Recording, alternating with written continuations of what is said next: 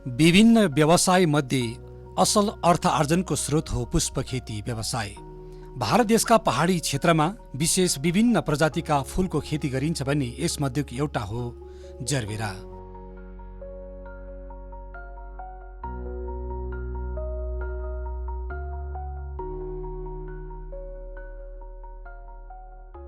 उसै त पोली हाउसदेखि बाहिर पनि जरबेराको खेती गर्न सकिन्छ। यद्यपि उद्योगको रूपमा खेती गर्न पोली हाउसभित्र गर्नाले पर्याप्त लाभ हुन्छ। जो कृषकले पारम्परिक खेतीलाई छोडेर केही नयाँ व्यवसाय गर्न चाहनुहुन्छ भने जरबेरा फूलको खेतीबाट असल ढङ्गले फाइदा उठाउन सक्नुहुन्छ। जरबेरा बहुप्रजातिका हुन्छन्, यसकारण यो बहुरङ्गी पनि हुन्छ, जो पुष्पित पल्लवित हुँदा सबैको मन नै सजाउने प्रकारको यो बगान देख्न सकिन्छ। बजार माग यसको दिनोदिन बढ्दो छ। यो 12 मास फुल्ने फूल हो, यसकारण नै यसले राम्रो आम्दानी दिने गर्छ। दर्शकवृन्द, हामीले कसरी यस्तो लाभप्रद फूलको खेती गर्ने सम्बन्धमा जानकारी लिन अति आवश्यक छ। जरबेरा खेती प्रविधि र तकनिकीमाथि जानकारी बटुल्न दूरदर्शन गान्तोकका प्रतिनिधि बागवानी महाविद्यालय बर्मेक दक्षिण सिक्किम पुग्यौं। यस महाविद्यालयले आफ्नो परीक्षण फार्ममा व्यवस्थित पोली हाउसभित्र जरबेराको खेती गरेको पाइयो। बहुरङ्गी फूल ढकमक्क फुलेको, जसमा लगभग 10 प्रजाति यहाँ फुलिरहेका छन्। एउटा बोटले 25 भन्दा केही ज्यादा स्टिक दिन सकेको र बजारमा बिक्री गर्दा प्रति स्टिक 35 देखि 40 रुपियाँसम्म बिक्री हुने भएकोले यसबाट खुबै राम्रो आयस्ता कृषकले लिन सक्ने जानकारी पाइयो। एकपल्ट खेती लगाइसकेपछि 3 वर्षसम्म लगातार यसबाट फूल उत्पादन भइरहने भएकारण यसबाट साधारण कृषकले लाखौं रुपियाँ कमाउन त्यति लामो समय पर्खिन नपर्ने पुष्प विशेषज्ञ बताउँछन्। यसको खेती सुरु गरेको 2 महिनादेखि नै फूल उत्पादन हुन थाल्छ। यहाँ लगाइएका जरबेरा फूलका प्रजातिमा अल्काट्रेज, पिटाली, टेरा क्यालिना, टेरा स्नोकी, वेसिक, हेमिनी, दीप्ति, ब्रेक डान्स, लिभिया आदि भेराइटीहरू हुन्। यो फूलको खेती प्रविधि र तकनिकी, रोग अनि रोकथाम, उत्पादन र विपणनमाथि हामीले बागवानी महाविद्यालय बर्मेक दक्षिण सिक्किम अन्तर्गत पुष्प शाखाकी सहायक प्राध्यापक डाक्टर दीपिका शर्मासित भेट गरी जानकारी बटुल्यौं। जैसे कि आप लोग देख सकते हैं जरबेरा, तो जरबेरा जैसे सिक्किम का सबसे एक इम्पॉर्टेंट कमर्शियल फ्लावर क्रॉप है। कमर्शियल क्यों बोलते हैं? क्योंकि इससे हमको पैसा मिलता है, कैश क्रॉप है, कमर्शियल है। तो इसलिए हमने जरबेरा के ऊपर काम स्टार्ट किया कि सिक्किम में इसका क्या कंडीशन है, फ्लावर का मतलब हम फार्मर को रिकमेंड कर सकते हैं कि नहीं। ऐसे भी बहुत सारा जगह में अभी सिक्किम में फ्लावर फार्मर लोग कर रहे हैं। तो यहाँ पे हम लोगों ने क्या किया, पहले टिश्यू कल्चर प्लांट को सिलेक्ट किया, क्योंकि टिश्यू कल्चर प्लांट इसीलिए लेते हैं क्योंकि उसमें डिजीज नहीं होता है। जो डिजीज फ्री प्लांट है, सो हमारा जो ये प्लांट है, तो हमने टिश्यू कल्चर प्लांट लिया था KF बायो प्लांट पुणे, उनको ऑर्डर किया था तो उन्होंने दिया। जैसे आपने पूछा कौन सा बेसिस में सिलेक्शन किया, तो फ्लावर जैसे होता है कलरफुल, मार्केट में डिमांड क्या होता है, जिसका कलर डिफरेंट होगा वही डिमांड है, वेरिएशन इन कलर चाहिए। तो हम लोगों ने कलर देखा, उसके हिसाब से वेराइटी चूज किया। तो हम लोगों ने बोला जैसे रेड कलर जो वेराइटी हमने चूज करके बताया, तो उन लोगों ने बाय एयर हम लोग को भेज दिया है। तो 40 रुपीज़ पर प्लांट होता है टिश्यू कल्चर का प्लांट, तो उसके हिसाब से हम लोगों ने खरीदा था और हमने अगस्त 7 को ये प्लांट किया है यहाँ पे। तो जैसे कि आप पोली हाउस के अंदर जब आप जरबेरा लगाएंगे, थ्रू आउट द ईयर कभी भी आप प्लांट कर सकते हैं। उसका कोई मतलब डेफिनिट टाइम नहीं है, जैसे जनवरी में लगाना है, फरवरी में, कभी भी कर सकते हैं। लेकिन हम लोग रिकमेंड करते हैं जून से सितंबर तक अगर आप प्लान करेंगे तब अच्छा होता है। तो हम लोगों ने अगस्त में प्लान किया था। तो अगस्त में प्लान किया, उसके बाद 2 महीने के अंदर हमको फ्लावर आ गया। मोस्टली 2 से 3 महीने के अंदर आपको फ्लावर मिल जाएगा। तो उस टाइम आपको ये देखना है, जब फ्लावर आते हैं आपका वेजिटेटिव ग्रोथ प्रॉपर है कि नहीं। तो कभी कभी क्या होता है, प्लांट का मतलब 2-3 लीफ आ जाता है, उसके बाद ही फ्लावर बड आ जाता है। तो फार्मर सोचते इतना जल्दी आ गया, तो उस टाइम क्या होता है, फ्लावर बड को तोड़ देना है, क्योंकि वेजिटेटिव ग्रोथ अच्छे से नहीं आया। जब तक उसका लीफ वेजिटेटिव ग्रोथ अच्छा नहीं होगा तब तक हम लोग को फ्लावर को नहीं आने देना है, क्योंकि एक बार फ्लावर आ गया तो उसका वेजिटेटिव ग्रोथ रुक जाता है। तो इसलिए हम लोग को मिनिमम 60 डेज रुकना है, 60 to 65 डेज। अगर 90 डेज भी हो तो अच्छा है, लेकिन हम लोग का 65 डेज में आ गया था फ्लावर। तो अभी आप देख सकते हैं उसका फ्लावर का साइज, प्लांट का हेल्थ कैसा है। तो उसके हिसाब से ऐसे करके लगा लिया। तो उसका लैंड प्रिपरेशन मैं बताना चाहूँगी। जी। जैसे मतलब पोली हाउस बना, जैसे सिक्किम में हम लोग इसको मोस्टली प्रोटेक्टेड कंडीशन में ही करते हैं। अच्छा, जैसे पोली हाउस के अंदर पोली ही? हाउस के अंदर ही करते हैं। जैसे आप आसाम जाए, बंगाल जाए, जहाँ पे टेम्परेचर ज़्यादा है, अच्छा। तो वहाँ पे आप ओपन कंडीशन में भी कर सकते हैं। अच्छा। लेकिन ये क्रॉप का क्या होता है, ये ट्रॉपिकल क्रॉप है। ट्रॉपिकल। हाँ, तो इसका टेम्परेचर डे टेम्परेचर 20 to 25 है और रात का टेम्परेचर 12 to 15, ये मिनिमम चाहिए क्रॉप को। अच्छा। अगर इतना टेम्परेचर मेंटेन होगा तो उसको अच्छा फ्लावर आता इससे है। ज़्यादा है तो? इससे ज़्यादा है तो आपको थोड़ा सा कूल करना होगा। जैसे बंगाल में कभी कभी आप देखते हैं 40 के ऊपर चला जाता है, तो वो लोग क्या करते हैं, फैन पेड कूलिंग सिस्टम वाला पोली हाउस यूज़ करते हैं। अच्छा। तो मतलब डिपेंड करता है कि आपका कौन से जगह में कैसा टेम्परेचर है, मतलब जलवायु कैसा है, उसके हिसाब से आप पोली हाउस मतलब कंस्ट्रक्ट कर सकते हैं। तो सिक्किम के हर क्लाइमेट में शायद हो सकता है ये ना? हाँ, हो जरबेरा? सकता है, जारबेरा हो सकता है। जैसे आप लोग इस सिक्किम में होता है साउथ, ये साउथ, हम लोग तो साउथ में है। जैसे इस सिक्किम का भी है, असम लिंजे, वहाँ का फार्मर लोग करते हैं। अच्छा। आप जैसे अभी नॉर्थ में तो पॉसिबल नहीं है क्योंकि वहाँ पे तो स्नो ज़्यादा आता है। ठंडा भी हाँ, snow भी है। तो वेस्ट में भी करते हैं, जो लोअर पार्ट में है। अच्छा। हाँ, वहाँ पे कर सकते हैं। अच्छा। तो यहाँ पे क्या होता है, पोली हाउस आपको देख के स्ट्रक्चर करना है। जैसे हमारा आप देख सकते हैं, ये जो पोली हाउस है, हमने साइड साइड में ये नेट, शेड नेट लगाया है। लगाया हुआ है। हाँ, ये एयर सर्कुलेशन के लिए। अच्छा। क्योंकि यहाँ पे जब समर के टाइम में थोड़ा टेम्परेचर बढ़ जाता है, तो उस टाइम एयर सर्कुलेशन के लिए अंदर का टेम्परेचर, क्योंकि पोली हाउस में क्या होता है, बाहर का जितना टेम्परेचर है उसका ज़्यादा हो जाता है। अच्छा। 5 to 6 डिग्री का टेम्परेचर मतलब अलग डिफरेंस होता है अंदर। अच्छा। तो उस टाइम क्या होता है, हम ये एयर सर्कुलेशन के लिए दोनों साइड में आपने देखा होगा कि ये शेड नेट लगाया हुआ है। अच्छा। ऐसे करके। और जब ठंडा आ जाएगा विंटर के टाइम में, जैसे दिसंबर में इस टाइम हुआ था, रात का टेम्परेचर बहुत कम हो रहा था, गिर रहा था, 7 to 8 ऐसा कुछ हो रहा था यहाँ पे। तो हमने क्या किया उस टाइम, जो ये पॉलीथीन है उसको रोल करके शेड नेट को ढक दिया, अच्छा। ताकि अंदर का वो वार्म रहे। अच्छा। मतलब वो टेम्परेचर आपको मेंटेन करना है 12 to 15 और डे में 20 to 25। जैसे अभी थोड़ा थोड़ा गर्मी आ रहा है तो हम लोगों ने इसको उठा दिया, ओपन कर देना। ओपन कर दिया। तो इस टाइप का आपको पोली हाउस आप बना सकते हैं। उसके बाद जो है सॉइल का प्रिपरेशन आप कैसे करेंगे। तो सॉइल का प्रिपरेशन पहले आप तो उसको खुदाई करें अच्छे से, प्लाउइंग करें। उसके बाद क्या होता है, हम कुछ दिन तक मतलब ये ब्लैक पॉलीथीन से आप सॉइल को ढक के रख सकते हैं, ताकि ब्लैक पॉलीथीन से जब रखते हैं तो सॉइल, ये अंदर का जो टेम्परेचर गर्म हो जाता है सॉइल का, जो भी कीड़े हैं मतलब हाँ वो मर जाएगा सॉइल सोलराइजेशन होके। उसके बाद आप पॉलीथीन को उठा दीजिए। उसके बाद जो FOM है आप मिला के उसके हिसाब से आप बेड बना सकते हैं।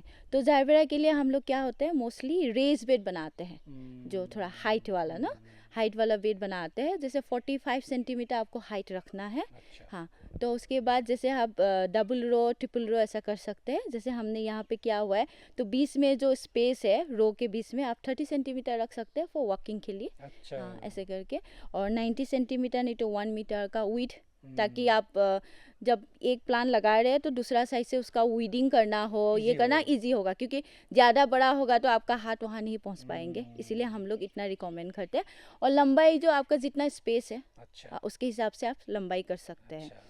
तो ऐसे करके आप रेस बेड बना लीजिए। रेस बेड बनाने के बाद जब प्लांट आ जाएगा तो 30 बाय 30 सेंटीमीटर में, जैसे प्लांट टू प्लांट और रो टू रो 30 सेंटीमीटर में आप प्लांट कर सकते हैं। तो जारबेरा का सबसे इम्पोर्टेंट क्या होता है, जब आप प्लांट करेंगे ना, उसका जो मतलब ये रूट है, जहाँ से आपका वो सकस निकलता है, क्राउन बोलते हैं, उसको थोड़ा सा मिट्टी के ऊपर रखना है। क्योंकि जारबेरा का क्या होता है, अलग से स्टेम नहीं होता है, उसी से हमारा फ्लावर बड भी आएगा। तो उसको हम लोग क्या होता है, जो क्राउन है उसको सॉइल से एटलीस्ट 2 to 3 सेंटीमीटर ऊपर रखना है। क्योंकि कभी कभी क्या होता है, हम सॉइल से इसको दबा देते हैं तो नया सूट वहाँ से नहीं निकलता है, तो टाइम लग जाता है। तो इसीलिए फार्मर लोग सोचते थे क्या होगा, मैंने तो अच्छे से प्लान किया था लेकिन नया सूट क्यों नहीं आ रहा है। तो इसीलिए आप ध्यान देना है जब हम लोग प्लान करते हैं। तो उसके बाद प्लांटिंग के बाद अपने हिसाब से जो वाटर का रिक्वायरमेंट है आप दे सकते हैं।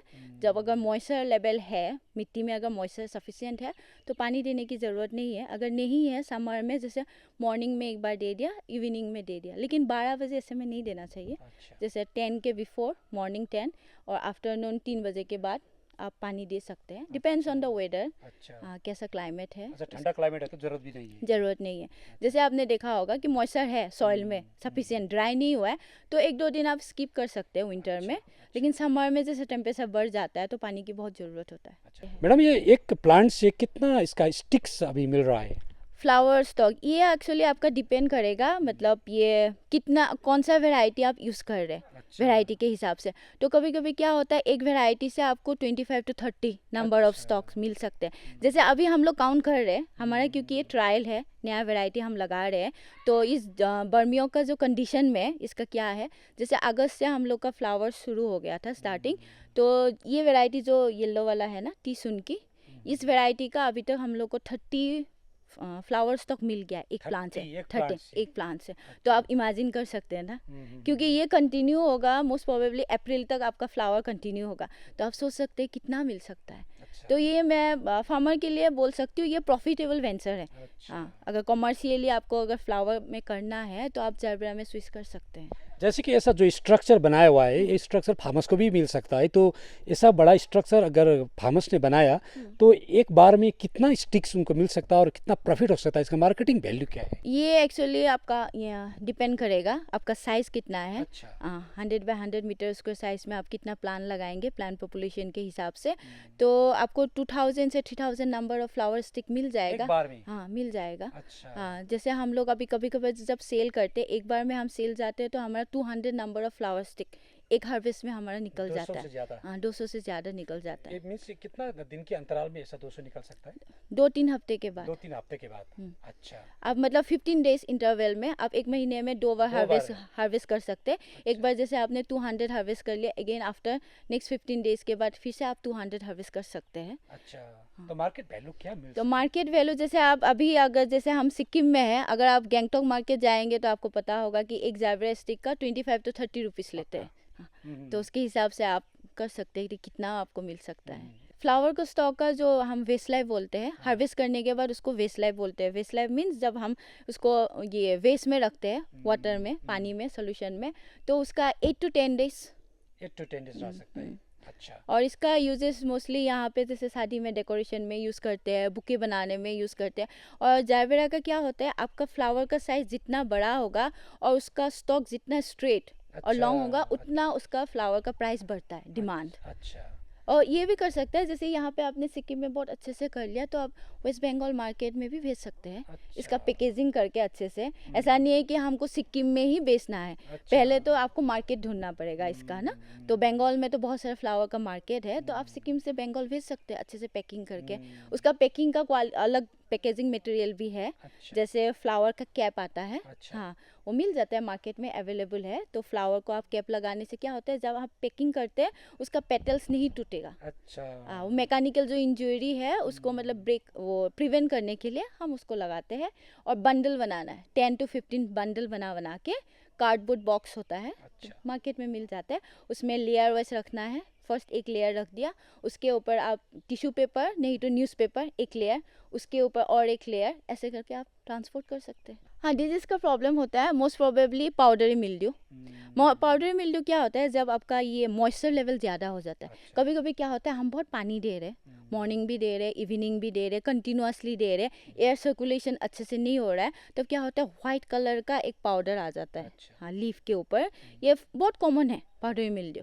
तो इसीलिए क्या होता है, आपको पहले से ही प्रिवेंटिव मेजर यूज़ करना है, ताकि ये रुकना नहीं है कि मेरे फ्लावर में डिजीज़ आएगा उसी टाइम हम कुछ करेंगे बोल के ना। पहले से जैसे सल्फेक्स होता है, सल्फेक्स आप स्प्रे कर सकते हैं, ये तो ऑर्गेनिक है, यहाँ पे मिलते हैं। तो सल्फेक्स का आप स्प्रे कर दीजिए स्टार्टिंग से।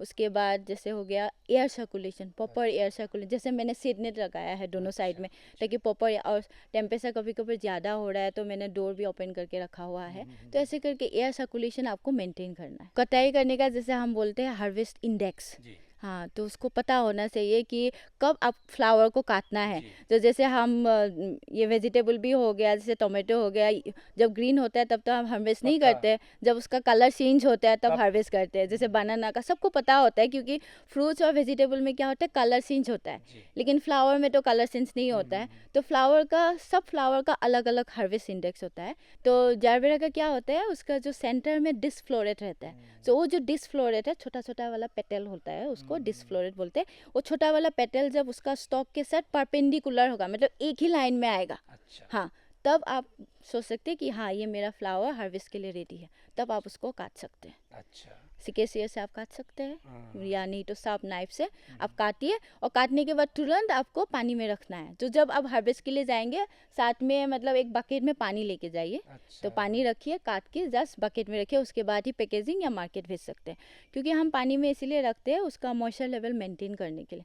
तो कभी कभी आप देखते हैं ना जारबेरा जल्दी से मतलब बैंड हो जाता है उसका फ्लावर, वो ये मॉइस्चर स्ट्रेस हो जाता है। तो हम काट के इमीडिएटली आपको पानी में रखना है। अच्छा, इसका कोई मैन्योरिंग करने की कितना ज़रूरत है मैम?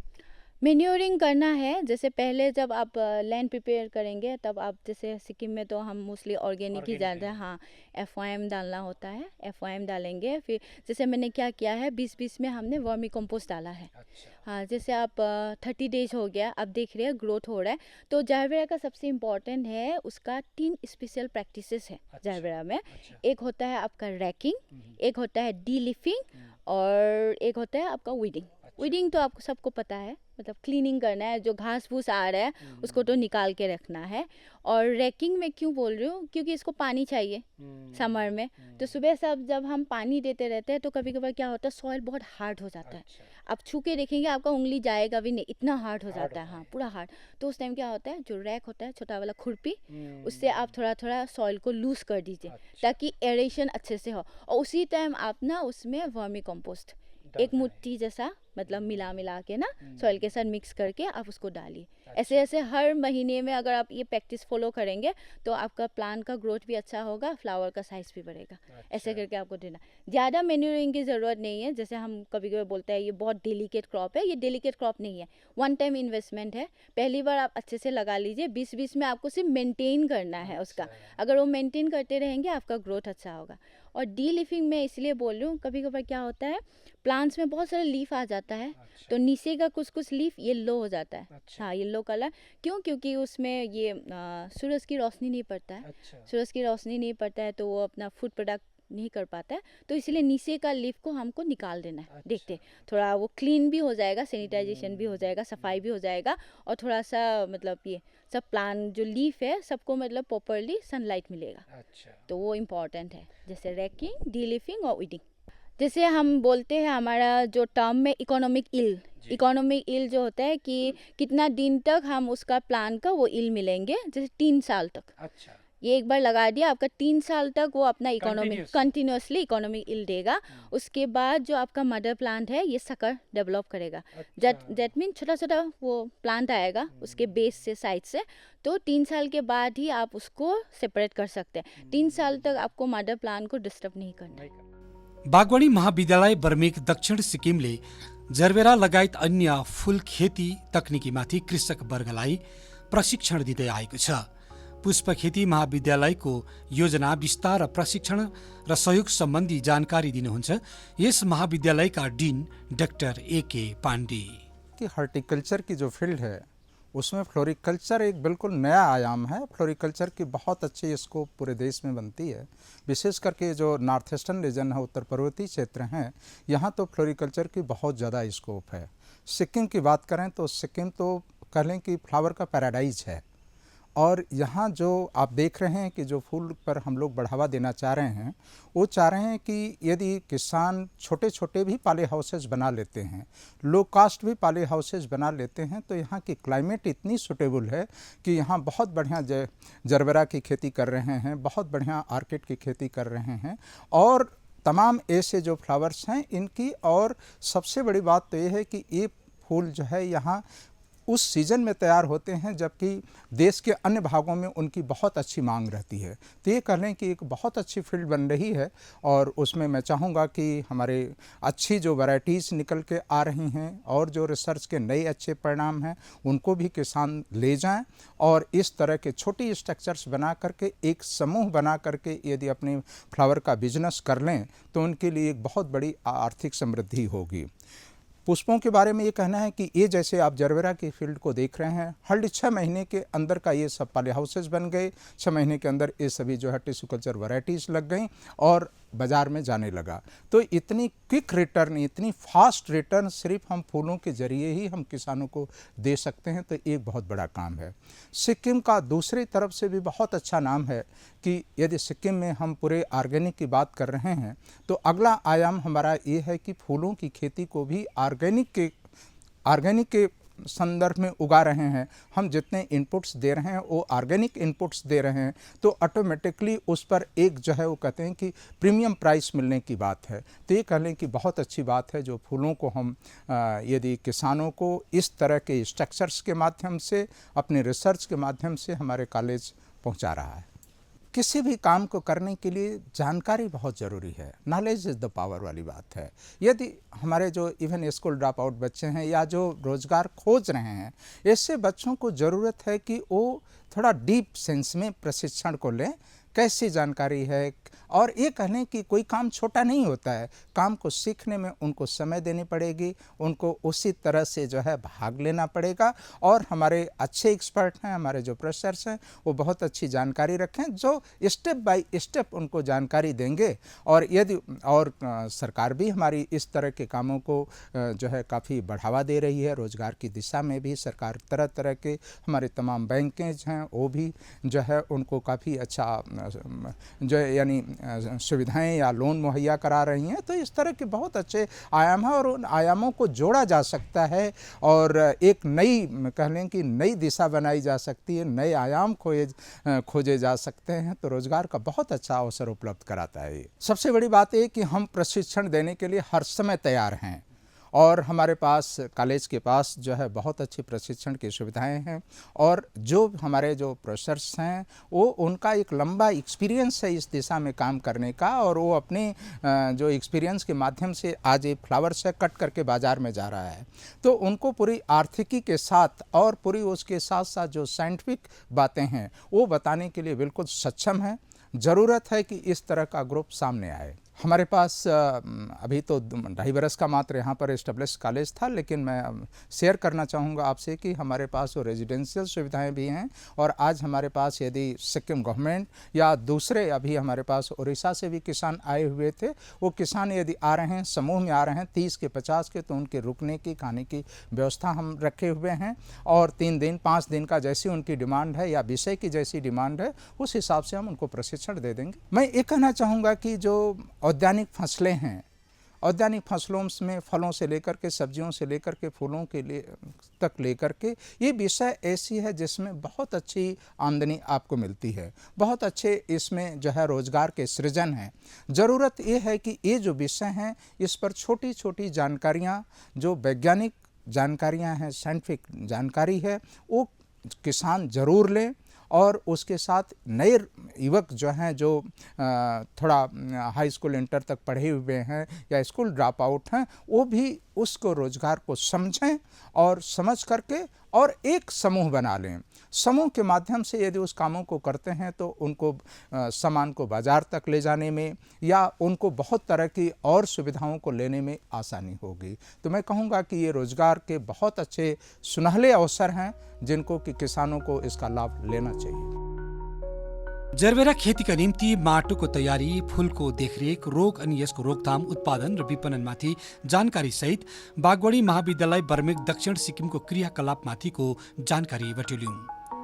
पुष्प खेती एक स्वरोजगारको प्रमुख स्रोत हो।